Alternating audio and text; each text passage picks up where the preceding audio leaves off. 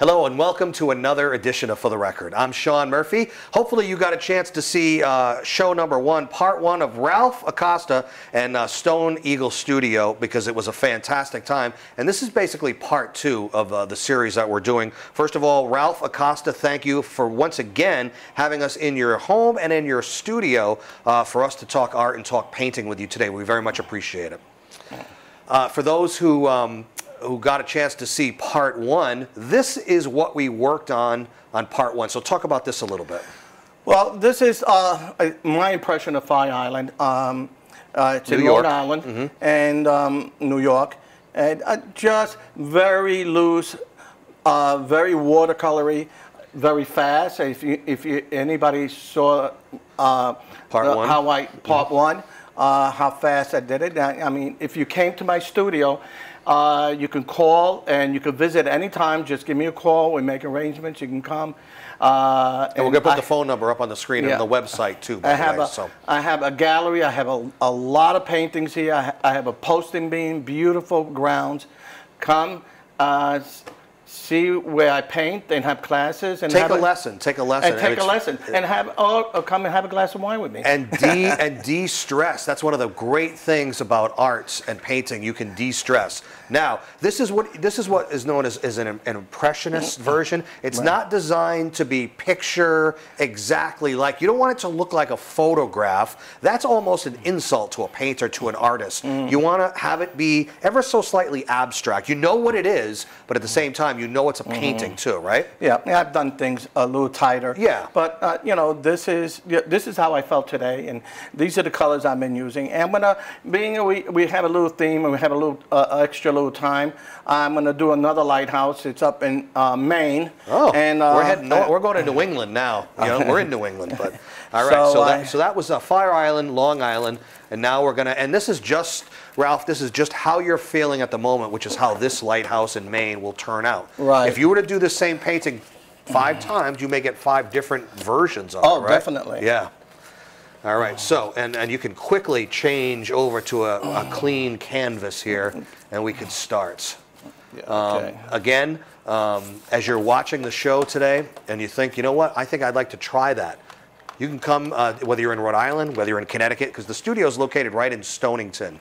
So from either direction, you have the opportunity to drive up and you know, enjoy the shoreline here and enjoy. There's beautiful AC in the studio right now, because that's certainly important to a lot of people. And it's also a gallery, so you can see all the work that Ralph and do you have works here by your students as well? No. Okay. No. Once in a while we have a student show, but I don't have nothing hanging. Another thing that we talked about in the first show that I want to mention to everybody is some of the awards you've gotten with some of the local area events, art festivals. Talk about that a little bit.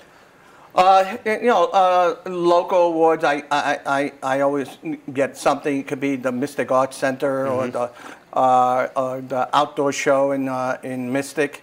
I won Best in Show. As a matter of fact, the last 5 years I won 4 awards. Impressive. 1, 2, 3, and Best in Show. Impressive, either way. Now, this show, as well as part 1, will be on YouTube, and Ralph also has sort of a demonstrative, instructional video on YouTube that people can go and check out too, right? Yeah. Okay. And some photographs. As a matter of fact, I didn't mention this in the first part of it. Mystic has the first annual blues festival. I was the artist there. I did a lot of the blues people there, and I did very well.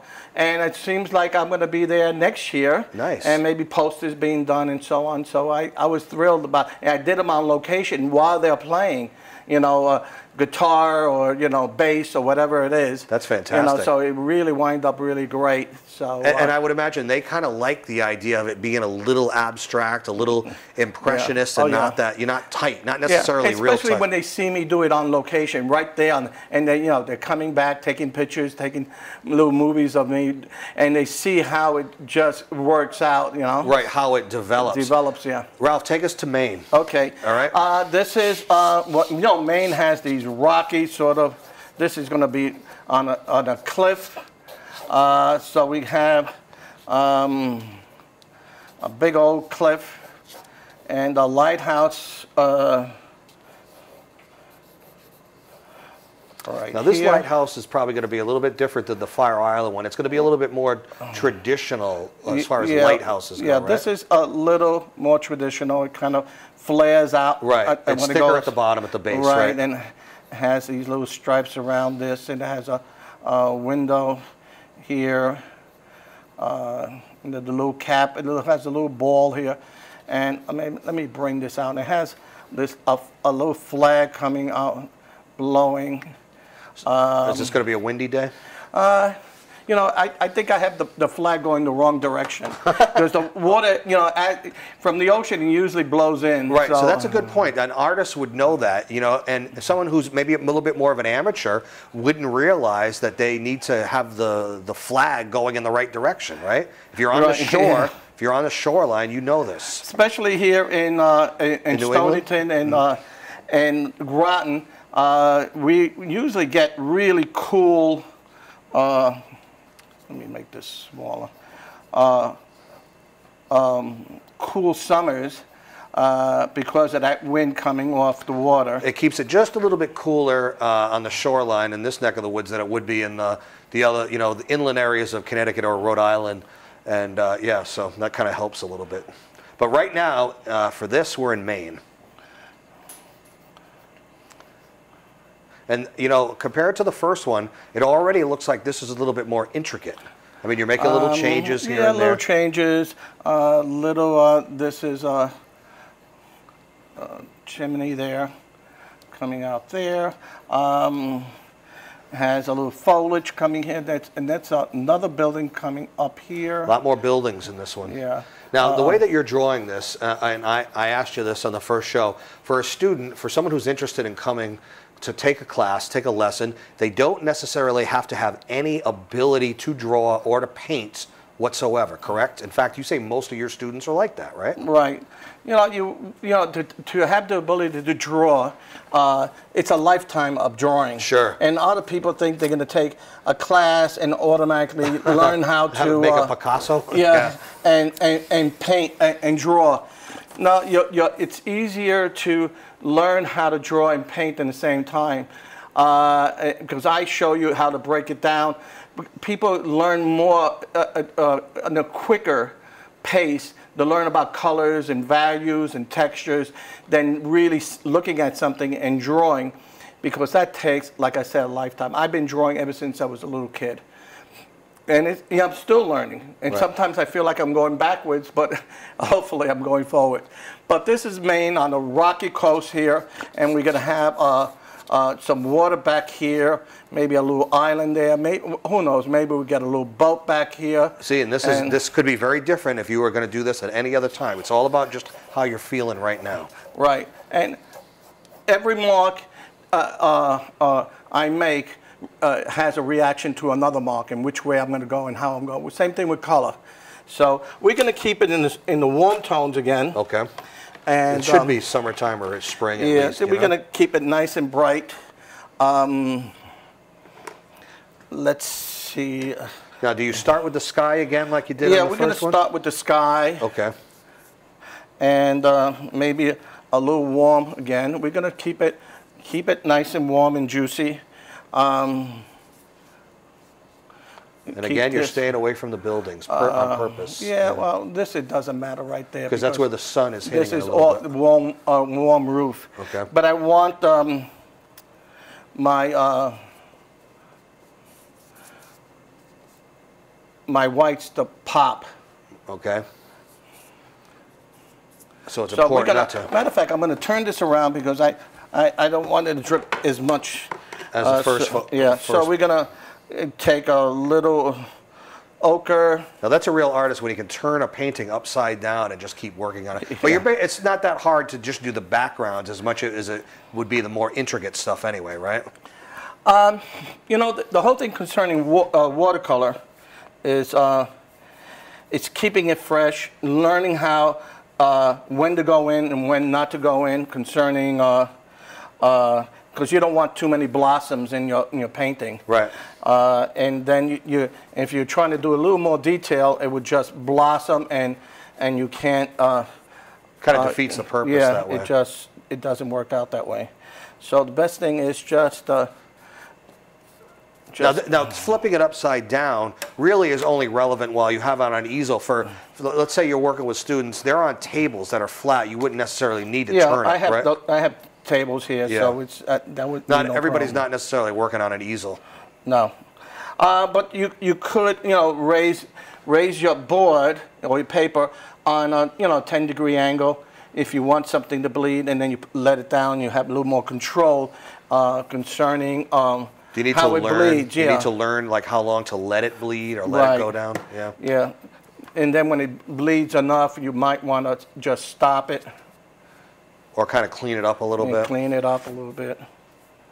Okay, let me get Again, are we talking about sort of like around sunset time? Yeah, a very hot day, like Hot, like the day we're taping I guess like on. Yeah. like today. Yeah. It's really warm, and like I said, I want. I'm a person who wants to get as much as possible out of, especially this taping here, because I like to teach. I'm a teacher, and I want to have people. If anything, get something out of my demonstration. You see how that bleeds? Mm-hmm. And that's the nice thing about that. You don't see where it's a hard edge. You don't see where it begins or ends, and it just has a nice gradation of color. So I'm just gonna kind of pull this like this, turn it up. It's gonna bleed the other way. And you actually want that a little bit, right? A little bit. And you can control it though. Yeah, I'm gonna kind of give it a little. The hair dryer is the tool of choice for most painters, most artists. It would stop it for a little bit. Yeah. But obviously you're going to put more on, so. Now, do the students use that too? Yeah, I have a couple of hair blowers around the room. And so we're going to just kind of get now some color in the foreground here. And just kind of move that color around. Maybe make some gray. You could see I'm fearless. Yeah, right. But it all works out, It works out. And you have the ability to be able to change things. I don't want to use the term fix because there may not be anything wrong with it. You may just decide to go in another direction and change it. Maybe you want the foreground a little bit thicker. You want, make it stand out a little bit more. And you can do that with exactly what you're doing. Today is my day for really color. Even though I'm kind of warm. Even though I have the air conditioner on, it's still. You're still warm. Yeah, I'm still warm. Yeah. So imagine what it is up there in Maine right now, outside. Now we get a little more greenery. If we get to some water, then we can feel cooler. A little greenery there. Right. We're getting into the foliage area. You can see it's right on the edge of the rocks. And again, this is impressionist, not necessarily abstract, but it's not designed to look like a photograph, picture perfect, tight like that. You want it you want to be able to tell that it's actually a painting, and that's the uniqueness of it and the beauty of it. Right. I think if you think about abstract, pure abstract is it's when you look at something, it's unrecognizable shapes. Right. So if it looks like a tree or a person, it's not more abstract. Towards an impressionist abstract, but not a pure abstract. Right. You could tell that there's a lighthouse and you're on some rocks, and you can tell the time of day it is. Sunset. Do you do straight up abstract stuff too yourself? I used to do quite a bit, but not as much, because a class. Usually, when you go into a classroom, they want to paint stuff they know. Right. They want more traditional things, like lighthouses and boats and trees and so on. But eventually, what happens? We do go into a little more abstract later on. Is that when they become more advanced and more comfortable? Am I good time? You got about 10 minutes. Got 10 okay. minutes. So while you're doing that, again, if you're interested in maybe taking a class here at the Stone Eagle Studio, it's located in Stonington. And so you've got people from Rhode Island coming in, people from other parts of Connecticut coming in.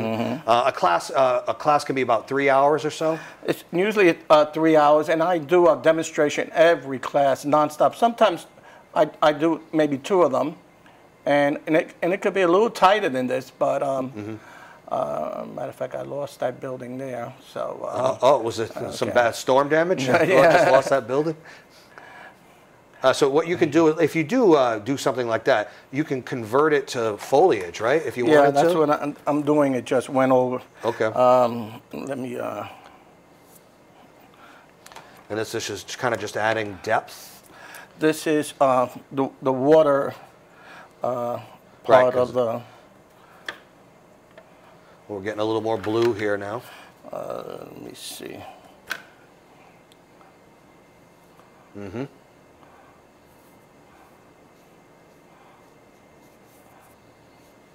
Right. Okay. And you can tell now that's water, and you can tell that the little island or something off there in the background. Maybe we got a little water. I don't know. Yeah. Probably not going to even see this part right here. No, I got some water underneath the rocks and stuff. Yep. Just kind of repeat this in here. It's really coming together, though. You know. I hope nobody was in that building before. Now, typically, do you save the buildings for last, the backgrounds and all that stuff? It's all a preference. You know, sometimes when you want to see... You do the big stuff first, I've noticed, and you save the more detailed stuff for last. It depends, like I said. It's how I feel. And when I tend to do whatever comes to my head, but... usually, the best thing is to do your center of interest first. Okay. And then, if you do the stage for it and it comes out lousy, you can turn that into something else. You right? don't have to finish it if you right. don't You didn't want. waste time. In other words. Yeah. Another thing you said is, and this is just like basic stuff. You don't want whatever it is that's going to be the center of interest. Like say a lighthouse, it should never be in the center of the portrait, right? Right. Because because then it just splits it in half. You know, you're looking at 2 different sides. Here, the lighthouse is kind of, you know, off in the background a little bit because the shot is up on a cliff and there's water. Oops. This tape is terrible. Probably the conditions, the humidity. Now, this particular building, the building is really more attached to the lighthouse than the last painting you did. It was kind of off a little bit. And this lighthouse is a little bit more off in the distance, too, than the first one was.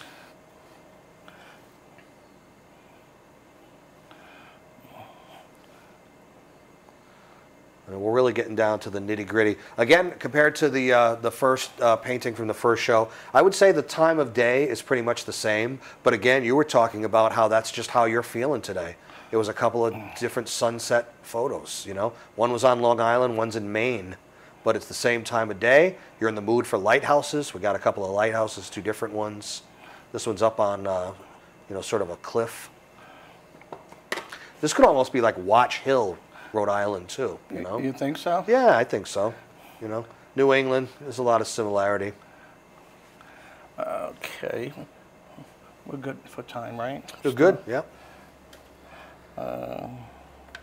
And you can start to see more of the depth now, too. I'm looking at the island off in the distance. I can see that the lighthouse and the house are off in the distance on the little cliff, the little hill there. And then you got some bluffs. It just kind of drops right down. This is all a challenge to me now. For time purposes? Yeah. Yeah. Years ago, race against the clock. When I studied under Edgar Whitney. I was going to ask you about your formal training as far as artists. He's well, they call him the guru of watercolor. A lot of artists came from him, including you. Yeah, me too. And what I did to really develop my skill is I used to put myself on a clock. On purpose, just to try. On purpose, just to see how fast I can catch the character of But isn't it not a good idea for an artist, a painter, to be on the clock? Shouldn't you take your time? And maybe one painting is quick. Like you try to do, I remember you telling me you try to do paintings in a day, if you can. Yeah. But you know, you don't ever try to rush it, do you? Because you'll be happier with it if you don't rush it. I know. I want to catch the essence. Sometimes what happens with a lot of paintings is, if I catch the essence in the beginning, the first couple of minutes, it's going to be a good one. When you're losing it from the beginning, it's going to be lost. So in other words, if you go off and do something else and try to come back to the painting, that's when you lose it, right? Right. Gotcha. And we're really onto the detail part of it now, you know, the lighthouse. And this is you, again, you're thinking about time constraints and you're getting little details of the lighthouse itself in and on the house just to make it, it's, you know, it's impressionist, but at the same time, it's not abstract at all. You definitely know what you're looking at, a lighthouse on a cliff. Is this something right here that you're doing, would this be too complicated for students first time, or would they be doing something more simple? No, you know, the whole thing is, you know, I'm kind of tough, but not tough. You know, I mean, years ago, you used to hear how babies learn how to swim. They just throw them in the water. Yeah, and you either sink or swim. Yeah, that's what I do.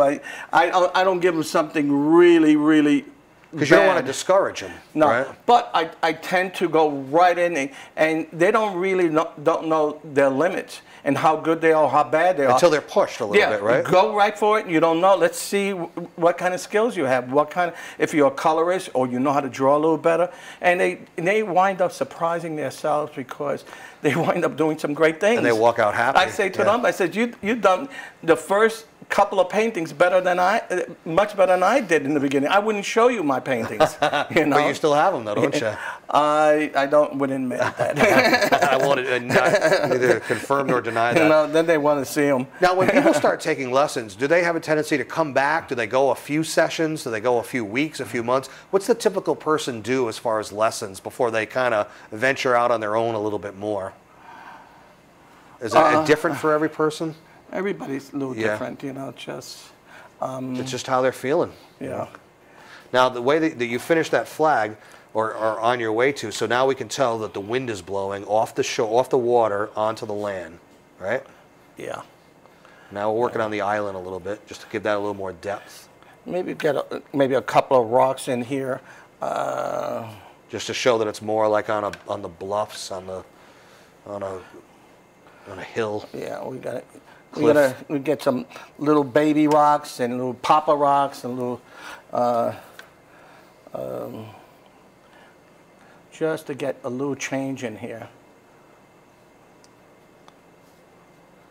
We are going to put some graphics up on the screen again, website. They can go learn more. You also have a Facebook page that people can go to. Mm-hmm. We already mentioned that not only will this show and the other show be uploaded to YouTube, but also you have a demonstration on YouTube for people to go and learn more. They can call you. Take some lessons. It's a great... Come and visit. Yeah, come visit the studio, the gallery. Right on 184 in Stonington. And you see the sign, it says Stone Eagle Studios. Just drive up. Give me a call to make sure I have enough wine. Hey, you get wine when you come here, too. It's Stone Eagle Studio, if you want to look it up online. And come down for a great time. It's beautiful. We've showed you some of the pictures today and a couple of things that Ralph was working on himself. But Ralph, this time we thank you very much for having us come into your studio and experience all that it has to offer. So thanks for having us. Thanks for being on our show. And I'd like to do it again sometime, if that's okay. Let me put this up. All right, show, This show is with the mask, okay. With the mask. Really, I try to keep it clean, fresh. It's bright. I think the last time we did a demonstration, I think I was in the darker side. Everything was dark. Today was a bright day. Red and dark blues. And now today it's yellows and reds and greens. You know. Ralph Acosta, the Stone Eagle Studio. Pleasure having you on the show. And thank you for joining us for another edition of For the Record. I'm Sean Murphy. We will see you next time. Thank you very much. See you next time.